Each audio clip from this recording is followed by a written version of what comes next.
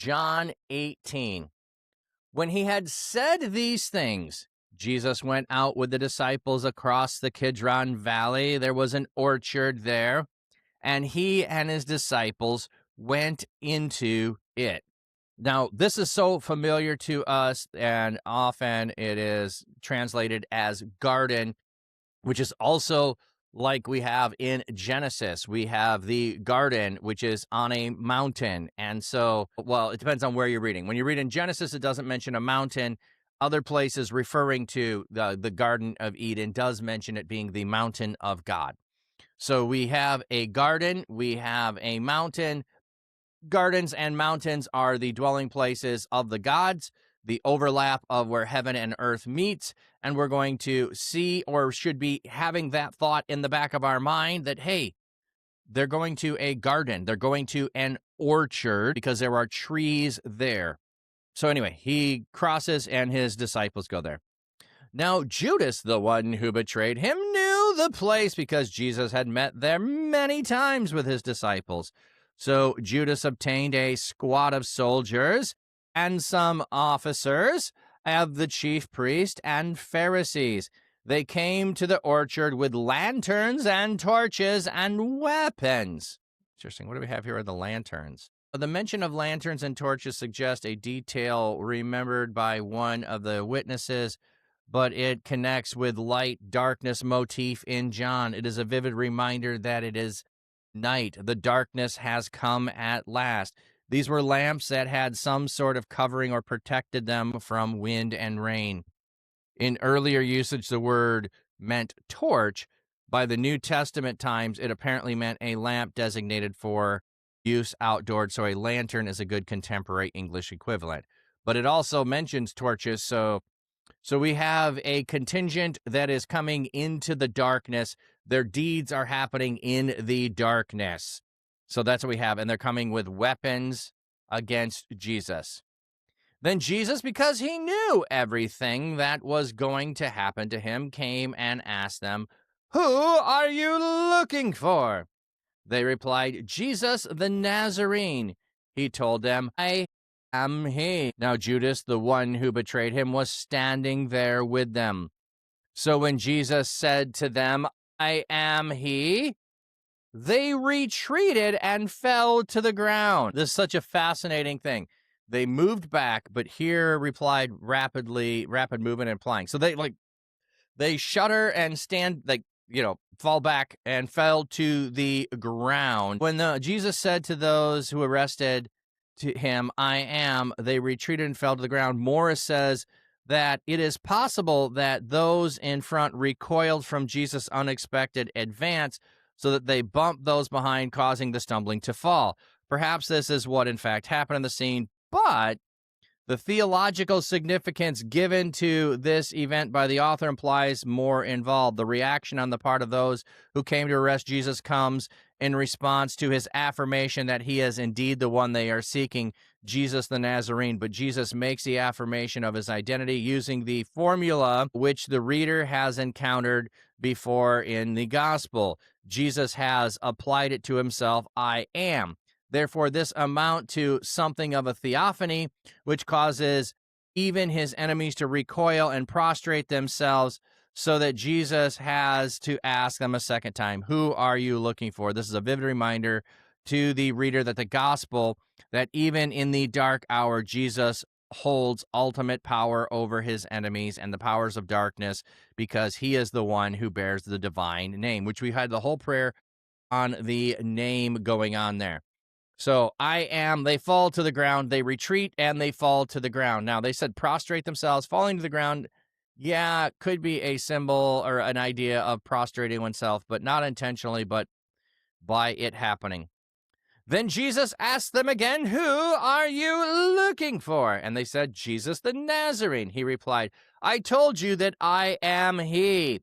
If you are looking for me, let these men go." He said this to fulfill the word he had spoken. "I have not lost a single one of those whom you gave me." So there's not going to be a fight. They are going to go away. They are not going to be lost. These are the ones you gave me, Father. Now notice here, In John's telling of it, there isn't a kiss that goes along with it. It is the revelation of I am he that goes along with it. Jesus is making the declaration of who he is. John is making this point of the who is Jesus here. He doesn't have the betrayal with the kiss here, like I said, as the other Gospels do. Then Simon Peter, who had a sword, pulled it out and struck the high priest's slave, cutting off his right ear. Now, the slave's name was Malchus. How do we, I'm like, this is such a fascinating thing. How do we know? Because this story is going to be told. This story is going to be told that the priest or the slave's name is Malchus. We need to go look up what does Malchus mean. Maybe there's something hidden in his name. John 18. Okay, so his name is either king or kingdom.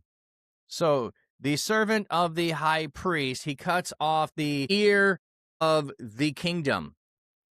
So there might be a little bit of the kingdom of the world is coming against Jesus. The attack against the kingdom of the world is how Peter responds by attacking the kingdom of the world. You could see that. You could see that a little bit here, or the king of the world coming against. But don't want to go too much further, push that, but just, sometimes it's not mere coincidence that someone's name means something, because maybe their name in the story is the point.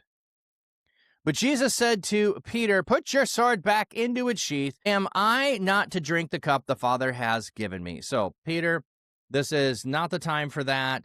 Put it away. He is making sure that he does not lose any of those that have been given to him. Then the squad of soldiers with the commanding officer and the officers, the Jewish leaders, arrested Jesus and tied him up. They brought him first to Annas, for he was the father-in-law of Caiaphas, who was the high priest that year. Jesus is taken first to Annas. Only the Gospel of John mentions the pre-trial hearing before Annas, and that Annas was the father-in-law of Caiaphas, who is said to be the high priest in that year. Caiaphas is only mentioned as being high priest in John, but in 18, Annas is called high priest. Annas is also referred to as high priest by Luke.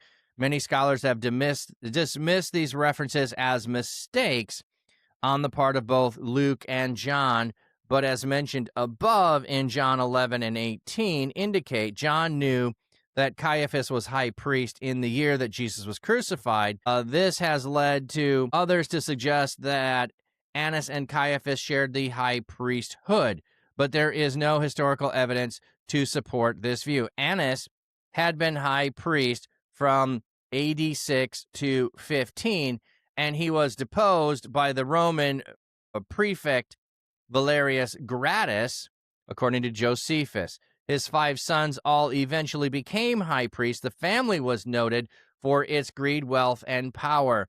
There are a number of ways the reference in both John and Luke to Annas being high priest may be explained.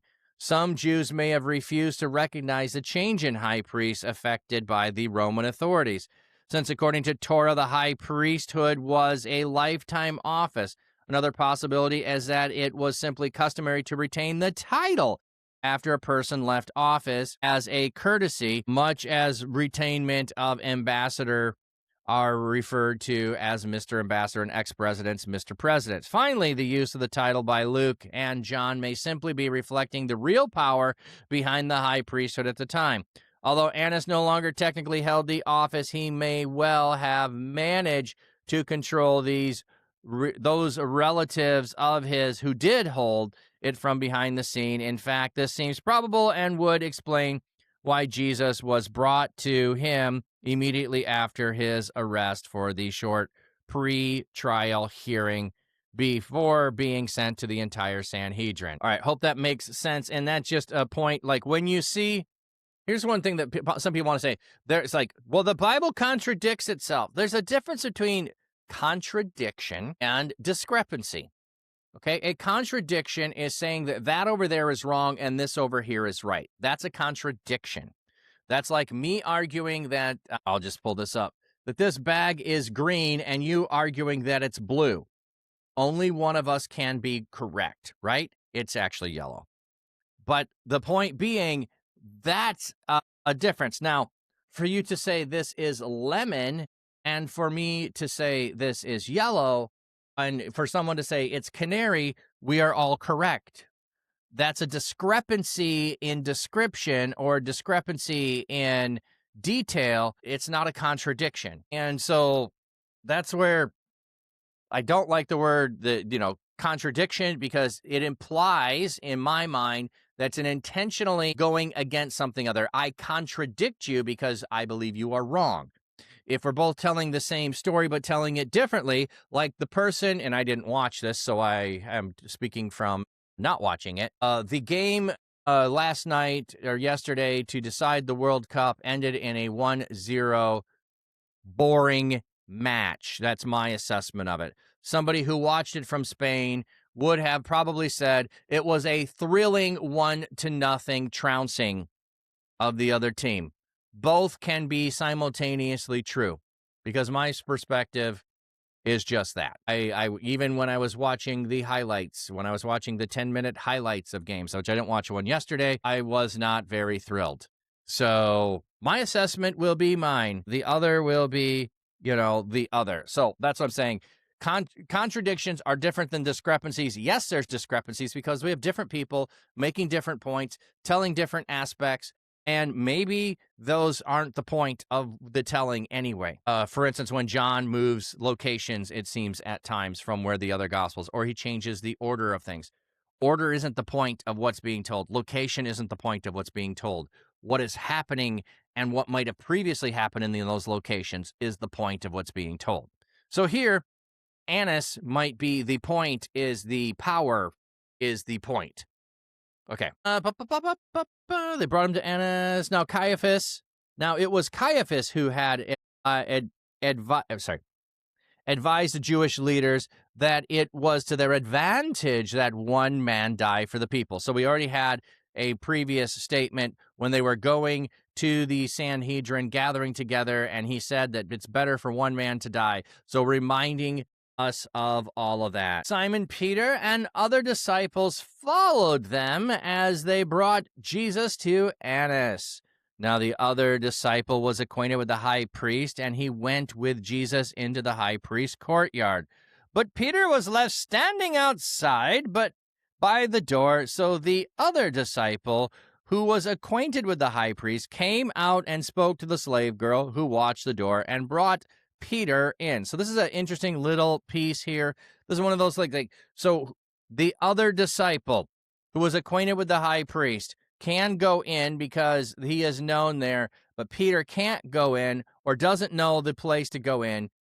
So many have associated the unnamed other disciple with the beloved disciple, that is John, son of Zebedee, mainly because the phrase the other disciple, which occurs here, is only used to describe the beloved disciple in John 20. Peter is also closely associated with the beloved disciple. And, but other identifications have been proposed, chiefly because verse 16 states that this disciple who had accompanied by Peter was known to the high priest, points out that the term nostos is used in the LXX to refer to a close friend. This raises what for some is insurmountable difficulty with identifying the other disciple as John, the son of Zebedee. Since how could an uneducated son of an obscure Galilean fisherman be known to such a powerful, influential family in Jerusalem? Abbott proposes that the other disciple who accompanied Peter was Judas, since he was the one disciple of whom it was said explicitly in the synoptic accounts that he had dealings with the high priest. Wow, I don't think I've ever heard that proposal. Tyndale suggests that the disciple was Nicodemus, who was a member of the Sanhedrin, would have had access to the high priest's palace. Both of these suggestions, while ingenious, nevertheless lack support from the text of the fourth gospel itself or the synoptic. Woolner argues that the common attitude concerning the low social status and ignoring of the disciples from Galilee may in fact be a misconception. Zebedee is present in Mark as a man wealthy enough to have hired servants. presents both sons of Zebedee as concerned about this status and prestige. John's mother appears to have the same light in Matthew 20. Contact with the high priestly family in Jerusalem might not be so unlikely in such circumstances. Others have noted the possibility that John came from the priestly family, some of which is based on the statement in Eusebius, quoting Polycarp, that John, son of Zebedee, was a priest. Yeah, that's where I have heard most often, that John's family came a priestly family and therefore was acquainted. For further information of possible priestly connections among the family of John's family, see Morris. None of this is certain, but on the whole, it is most probable that the disciple accompanying Peter and gained entry in the courtyard was John, the son of Zebedee. The girl, who was the doorkeeper, said to Peter, "You're not one of this man's disciples too, are you?" He replied, "I am not." Now the slaves and the guards were standing around a charcoal fire they had made, warming themselves because it was cold. Peter also was standing with them, warming himself. It just occurs to me, too, like the argument of who the one who lets him in isn't the point, and perhaps the reason the name is left out, if it was Judas, perhaps, or if it was Nicodemus, or if it was Joseph of Arimathea, just mentioning some other people in the Sanhedrin who might have been disciples of Jesus and let him in. The point is about the actions of Jesus, the Sanhedrin, and of Peter, but it's a detail trying to explain how Peter could have gotten close. There was someone who was closer. So a slave girl has identified Peter, and he's like, "No, not me. Not me. No, sir." While this was happening, the high priest questioned Jesus about his disciples and about his teaching. Jesus replied, "I have spoken publicly to the world. I always taught in these synagogues and in the temple courts where all the Jewish people assemble themselves. I have said nothing in secret. Why do you ask me? Ask those who heard what I said. They know what I said." When Jesus had said this, one of the high priest's officers who stood nearby struck him on the face and said, okay, so we just have a violation of rules. One of the high priest servants standing by gave a strike, saying, okay, so they're not giving an answer. Anyway, says, "Is this the way you answer the high priest?" Jesus replied, if I had said something wrong, confirm what is wrong. But if if I spoke correctly, why strike me? Then Annas sent him, still tied up, to Caiaphas the high priest. So we have Annas sees him, then Caiaphas sees him. We have a striking here, which should not be taking place in there. There was no means for no justification for it. So it's a violation of a trial in the way he's being treated. Jesus is calling him out for that. What was the charge for you striking me? There was no charge, therefore it should not have happened. Meanwhile, Simon Peter was standing in the courtyard warming himself. They said to him, "You aren't one of his disciples too, are you?" Peter denied it. "I am not." One of the high priest's slaves, a relative of the man whose ear Peter had cut off, said, "Did I not see you in the orchard with him?" Then Peter denied it again, and immediately a rooster crowed.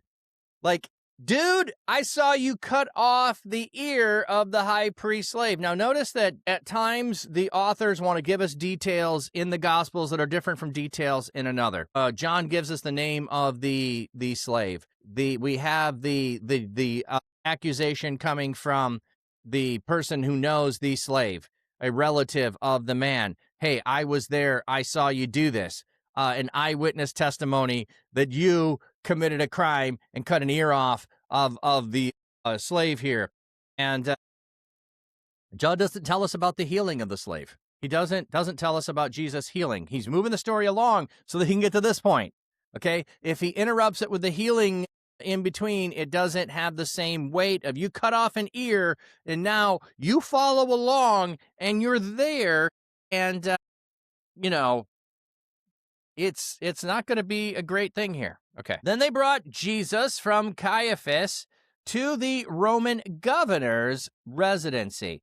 So we don't even have a conversation really with Caiaphas. We have Annas. He goes to Caiaphas, and now he's going to the Roman governor's residency. Now, it was very early morning. So we know it was at night. You cannot have a trial at night. That is a violation of the Torah. You're not to strike a person. That's a violation of how you treat. So they are violating this trial is a sham. It is an illegal trial. Now he's going to the Roman governors early in the morning. They did not go into the governor's residence, so they would not be ceremonially defiled, but could eat the Passover meal. So they don't go in to the governor's house because they would be ritually, ceremonially defiled by being in the presence of the Gentile in the Gentile's house. They still want to eat Passover. So Pilate came outside to them and said, "What accusations do you bring against this man?" They replied, if this man were not a criminal, we would not have handed him over to you." Pilate said to them, "Take him yourselves and pass judgment on him according to your own law." The Jewish leaders replied, "We cannot legally put him to death." This happened to fulfill the word spoken, or that Jesus had spoken when he indicated what kind of death he was going to die. So Pilate went back into the governor's residence, summoned Jesus, and asked him. Now notice, Jesus is in the residence. So they're not worried about Jesus defiling him, and Pilate is questioning him without the Jewish authorities there to witness it. "Are you king of the Jews?" Jesus replied, "Are you saying this on your own initiative, or have others told you about me?" Pilate answered, "I am not a Jew, am I? Your own people and your chief priest handed you over to me. What have you done?" Jesus replied, "My kingdom is not of this world. If my kingdom were from this world, my servants would be fighting to keep me from being handed over to the Jewish authorities." So Jesus is going with kingdom, my kingdom, not of the world. We had the servant whose name is Kingdom had been struck. So like I said, there might be a connection there with the idea of kingdom and whatnot. Are you ever in a conversation and find yourself doing when you do the word if, I do that every once in a while, or it plays in my head. Magic and Twilight. That sounded like one group didn't want Jesus' death on their hands. Well, Pilate is going, why would I want this to happen? The Jewish authorities cannot they do not have the authority to do death penalty. The Jewish authorities do not have, under Roman occupation, the ability to carry out the death penalty. Only Rome has the ability to carry out the death penalty. So they're bringing it to that. So like in the United States, there are some states that do not have the death penalty. However, federally, we do have a death penalty. So what will happen sometimes when people want the death penalty, if a murder happens in a state, is they will turn it over to the federal government so that the federal government can try them for a federal crime of murder and allow for a death penalty to be able to be on the case. It might have to be tried, differently. I don't know if state rules still allow them to have death penalty within the state, but they'd have to be in federal penitentiary, not in state penitentiary, and then federally executed in another state. But that's kind of the level here of low authority only has this amount of authority to do things. Higher authority can do more things. No reason to really kill him? No, there's not, but they want him dead because they figured out they cannot silence him. Jordan Williams Gaiman in the house. Welcome in, friend. So Jesus is replying about the kingdom. My kingdom is not of this world, but as it is, my kingdom is not from here. Then Pilate said, "So you are a king?" Jesus replied, "You say that I am king. For this reason I was born, and for this reason I came into the world to testify to the truth. Everyone who belongs to the truth listens to my voice." Pilate asked, "What is truth?" Okay, so if you remember, Pilate is asking this question. We've already had John answer it like 2 chapters ago. Your word is truth. That's what we had. We had Jesus in his high priestly prayer saying, your word is truth. Now Pilate is asking, what is truth? Pilate, like, truth is relative to him. Truth is who has power. Those are the things that are ongoing, that make sense to him. So, like, why do they want you dead? Oh, you're a king. That's why they want you dead. Pilate can now see he's a threat to power to them, but he still doesn't see a reason yet to crucify him. So we'll keep going. When he had said this, he went back outside to the Jewish leaders and announced, I find no basis for an accusation against him. But it is your custom that I release one prisoner for you at Passover. So do you want me to release for you the King of the Jews? Then they shouted back, not this man, but Barabbas. Now Barabbas was a revolutionary. Okay, what do we have? Do they tell us what the meaning of Barabbas is? Yes. Okay. So here's where we do not understand what they are saying. Not this man. Instead, release the Son of the Father. Release Son of the Father. So instead of releasing the Son of Man or the Son of God, release Son of the Father. Like, the guy's name, in some ways, is a play on Jesus being God's son, Son of the Father. So there is another man who has been there, who is Son of the Father. He is condemned to die. He is a revolutionary. So they're like, don't release the King of the Jews, who is the Son of God. Instead, release Son of the Father, who is a revolutionary who wants to overthrow Rome.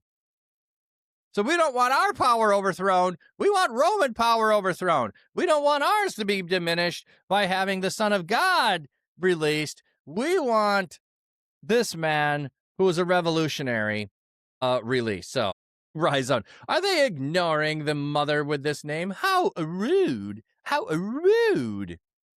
Son of the Father. Like, it's such a weird name anyway. Like, Barabbas, bar means son, Abbas is father, so Son of the Father. It almost goes in the direction of son of a bee. That feels like it's a derogatory term, but yeah. Son of the unspecified father, right? Right? Yes. Instead of Bar Jonah, which is son of Jonah.